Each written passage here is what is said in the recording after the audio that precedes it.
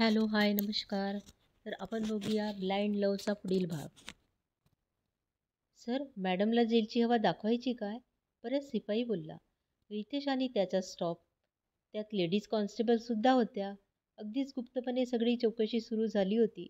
ते रूममध्ये आलेत, त्यांनी दार लावून घेतले. रितेशने त्याच्या स्टाईलमध्ये विचारले, मिस निशा, आता मला सविस्तर सांगा, हा खेळ तुम्ही का खेळला? अमितने तुमच्यासाठी खूप केले, तरीसुद्धा तुम्ही ही नीच हरकत केली. कुणाच्या सांगण्यावरून? तुमचे करिअर एका क्षणात संपेल, ह्याची जाणीव आहे का तुम्हाला? आणि बाहेर जे गुंड आहेत ना, त्यांच्यावर पण पहारा आहे. आता काही दिवसापूर्वी तुम्ही जेलमध्ये गेला होतात ना, बोला आता. सर, ही खूप जुनी गोष्ट आहे. मला येण्याच्या मागे कारण आहे. माझी मैत्रीण रेश्मा निदान 5 वर्षापूर्वी मॉडेलिंगमध्ये करिअर बनवायला आली होती. अमितनेच तिचे फोटोशूट केले होते. मॉडेलिंग करायची ती, पण यशस्वी होऊ शकली नाही. ती जेव्हा परत आली, ती वेड्यासारखी वागत होती. तिने 2दा आत्महत्या करण्याचा प्रयत्न केला. आम्ही तिला वाचवले. तिच्याजवळच मला अमितचे फोटो पत्ता मिळाला आणि मी तो एक प्लान रचला. मी याला बदनाम करण्याच्या हेतूने इथे आले होते. कारण या अमितने माझ्या मैत्रिणीचे आयुष्य बर्बाद केले. ती खूप प्रेम करत होती सर याच्यावरती. अमितने तिला दुरावले. आज तिच्या अवस्थेला अमित जिम्मेदार आहे. रितेश हसायला लागला. रितेश म्हणाला, एकतर्फी ऐकून बघून आली आहेस तू. खूप चुकीचा आरोप लावलास तू. तिचे मॉडेलिंगमध्ये लक्ष लागत नव्हते. सतत चुका करायची. हळूहळू तिला कोणीही काम देत नव्हते. त्यामुळे तिला दिलेल्या ॲड कॉन्ट्रॅक्ट तिने पूर्ण केल्या नाहीत आणि तिच्याकडे काम नसताना मी सुद्धा तिला पैशाची मदत केली आहे, अमितचा मित्र म्हणून. भैया म्हणायची मला, खूप वाईट वाटतं पोरी इथे येतात नक्कीच, पण ही चमक धमक बघून स्वतःला विसरतात. अशात कोणी वाईट माणूस मिळाला की आयुष्याची राखरांगोळी करतात. नशीब तिचे छान होते. काम मिळत नसूनही अमितने तिला मदत केली. अमित म्हणाला, हे काय बोलतेस निशा? अगं, मला माहीत पण नाही तिच्या मनात का माझ्याबद्दल अशा फिलिंग होत्या. खूप मुलींना मी पुढे नेण्याचा प्रयत्न करीत असतो, पण कधीही या भावनेने कुणालाही बघितले नाही. हो, एका मुलीबद्दल मला वाटले होते, पण तिने सुद्धा मला नकार दिला. याशिवाय त्या शिवाय मी कुठल्याही मुलीकडे अशा भावनेने बघितलं नाही. मी कधीही प्रेमाच्या भावनेत अडकलो सुद्धा नाही. तुला आधी कन्फर्म करून घ्यायला हवे होते. इतकं नाटक करायची गरज नव्हती. घेऊन ये तिला इथे. आणि आता जी मैत्री वाढली आहे ना, ज्या लोकांशी सांभाळून राहा. आजपासून तुझ्याशी माझा काही संबंध राहिलेला नाही. तुझी मैत्रीसुद्धा मला नको.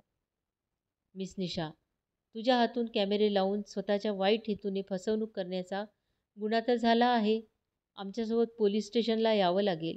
निशा म्हणाली, मला फोन करायचा आहे. ते माझे मित्र आहेत, त्यांना माहीत व्हायला नको का? अमित म्हणाला, स्पीकरवर ठेवा phone. Nisha, hello rocks. Hello Nisha, where are you? Any problem? मी ठीक आहे, मी फोन करेल तुला. आणि सगळे मागच्या दारातून बाहेर निघालीत, सरळ पोलीस चौकीत. जीपमध्ये सगळे बसले. अमित आणि रितेश कारमध्ये निघालेत. अमित म्हणाला रितेशला, यार, इतका वाईट अनुभव. कोणी मुलगी माझ्यासोबत असा प्रकार करू शकते? तू होतास म्हणून मी चूप होतो. काही असू दे, तिच्यावरचा संशय ठीकच होता. आता तिला 100 प्रश्नांची उत्तरे द्यावे लागतील. तिच्या आईवडील परिवाराबद्दल सर्वच जन्मकुंडली काढतो बघ तू आता. माफियाशी हिचे भेटणे ठीक नाही.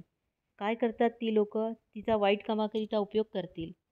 बरं होणार ती ह्या लोकांमधून लवकर बाहेर निघेल. तिचे लहान वयापासून वेगळं वागणं आहे.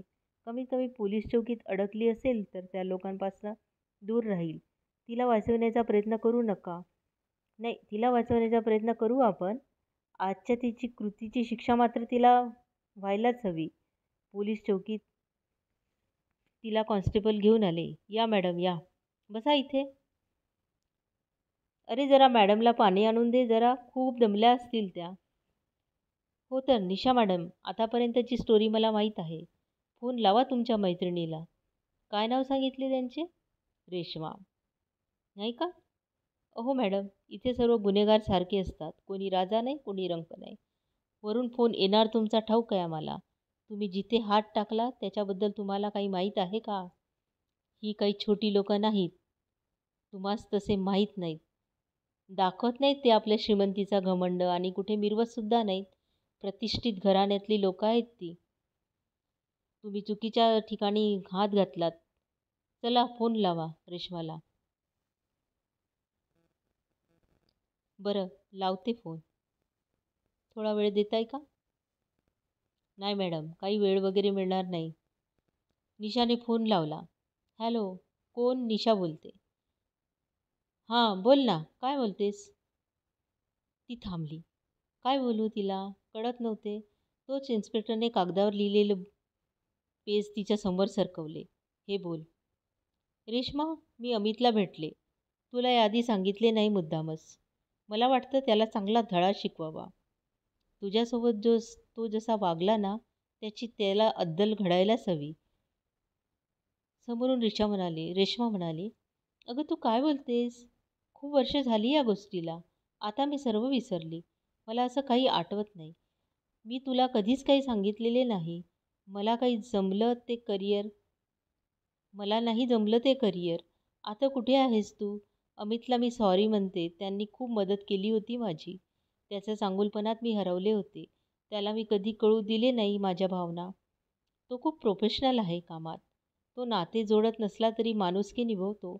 सगळ्यांशी तो आपुलकीने वागतो. मला लक्षात आले होते. माझ्या कंडिशनला तो जिम्मेदार नव्हता गं. एकतर्फी प्रेम होतं माझं. आता नाही काही वाटत मला. बघ निशा, उगाच काही भलते-सलते करू नको. बरं, मी फोन ठेवते. रेश्मा म्हणाली, काळजी घे. हे सारं बोलणे चुपचाप सगळ्यांनी ऐकले. इन्स्पेक्टरने जोरात टेबलावर हात ठोकला. हे दुसरं प्रकरण दिसते बॉस. या मुलीपासून काही हिची गँगपासून सावध राहा. आपण जाऊच तळाशी. पाहूया कुठून आलं हे कूड हिच्या डोक्यात. काय करायचं निशा मॅडम तुमचं? बघा, तुम्ही काही दिवस शहराच्या बाहेर जायचे नाही अजिबात. आणि तशी वेळ आलीच तर मला भेटून परमिशन घेऊनच जाणे. खरं तर जेलमध्ये टाकलं असतं तुम्हाला. पण माहीत आहे मला. येत असतील तुमचे ते वकील जामीनना घेऊन. सर्व सेटिंग असतात तुम्ही लोकांच्या. आम्ही तुमच्या मागावर आहोत. खूप पुरावे आहेत आमच्याकडे. लक्षात ठेवा. सॉरी अमित. दुसरं काही नाही. मी सांगितले तेच खरं आहे. केस मागे घे ना प्लीज. निशा, जा तू घरी. खूप मानसिक तणाव दिलास तू. अशी जखम दिलीस मी कधीही विसरू शकत नाही. आमचं शहर खूप स्वच्छ आहे. तुम्ही इथे नाव पैसा कमवायला येता खरे, पण जाता जाता तुमचं वाईटपण इथे सोडून जाता, कॉन्स्टेबल म्हणाला. रितेश आणि अमित तिथून निघून गेलेत. निशा अजूनही तिथेच होती. अमित, घरी गेल्यावर अश्विनीला काय सांगू? ती काहीतरी तर विचारेलच. म्हणजे असं झालं यार, की लग्नापूर्वी माझे 2-2 लफडी होती. ती विश्वास करेल काय माझ्यावर? रितेश म्हणाला, सांगावं तर लागेलच. उद्या जर न्यूज आली समजा, तर तिला खूप धक्का बसेल. तू सांगण्याचा प्रयत्न कर. यावरून हे शिकण्यासारखं आहे. रस्त्यावर ना प्रेम होतं ना दोस्ती होते. फक्त धोका होतो रस्त्यावरती. चल, पबच्या बाहेर माझी गाडी आहे, तिथे सोड मला. बाकी काही कळेल तर फोनवर सांगतो. रितेशला ड्रॉप करून अमित सरळ घरी गेला. बेडरूममध्ये जाऊन बेडवर लेटला. अश्विनीला वाटले हा थकला असेल. ती दुरूनच म्हणाली, अमित, कॉफी आणू का? तो हो म्हणाला. बरं झालं ती लगेच माझ्या पाठोपाठ आली नाही. थोडा दम घेऊनच सांगतो तिला. ती कॉफी घेऊन आली. चल ना बाल्कनीत. तो नेहमीच बाल्कनीत बसून कॉफी प्यायचा. आशू, मला मला तुला काहीतरी महत्त्वाचे सांगायचे आहे. आज काय झालं ते. पण त्याआधी तू मला वचन दे. मी जे सांगतो ते पूर्ण ऐक आणि हवं तर चौकशी कर. माझ्यावरचा विश्वास कायम ठेव. आणि त्याने सर्व घडलेला प्रकार सांगितला. ती त्याच्या अगदी जवळ येऊन त्याच्या खांद्यावर डोके टिकवून हळूच म्हणाली, तुला काही भीती तर नाही ना?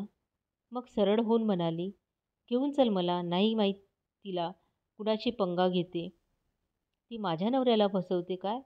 मी आहे तुझ्यासोबत. पुढच्या वेळेस असा एकटा कुठे जाऊ नकोस. अमितला खूप बरे वाटले. तिचा हात हातात घेऊन तिला तो धन्यवाद म्हणू लागला. मला निशाचा मोबाईल नंबर दे. मला आत्ताच बोलायचे आहे. खूप महत्त्वाचे आहे अमित. अश्विनीने निशाला फोन केला. निशा, तू आली तशी परत जा तुझ्या गावी. इथे तुझे नाटक चालणार नाही आणि माझ्या हजबंडपासून दूर राहा. कुठल्याही फालतूच्या कामात त्याला ओढू नकोस. शेवटचं सांगते आहे मी तुला. पोलिसांनी तिला खूप प्रश्न विचारले. तिने अमितला फोन करून केस परत घेण्यास विनंती करू लागली. हा काही छोटा गुन्हा नव्हता. निशाचा प्लान सक्सेस झाला असता तर फार विपरीत घडले असते. उद्याचा पेपर पूर्ण अमितच्या बदनामीने भरून आलेला असता. इतक्या वर्षाची मिळवलेली मान सन्मान सर्व धुळीस मिळाले असते. आता ती रंगेहात सापडली. सगळे पुरावे तिच्या विरोधात होते. तिला असे काही टेन्शन वाटत नव्हते तिच्याकडे बघताना. दुसऱ्यासमोर ती खूप छान असल्याचे नाटकसुद्धा करत होती. तुम्हाला ही कथा कशी वाटली? आवडली असेल तर लाईक करा, सबस्क्राईब करायला विसरू नका आणि पुढील भाग ऐकण्याकरिता आमच्यासोबत राहा. हसत राहा, आनंदी राहा. धन्यवाद.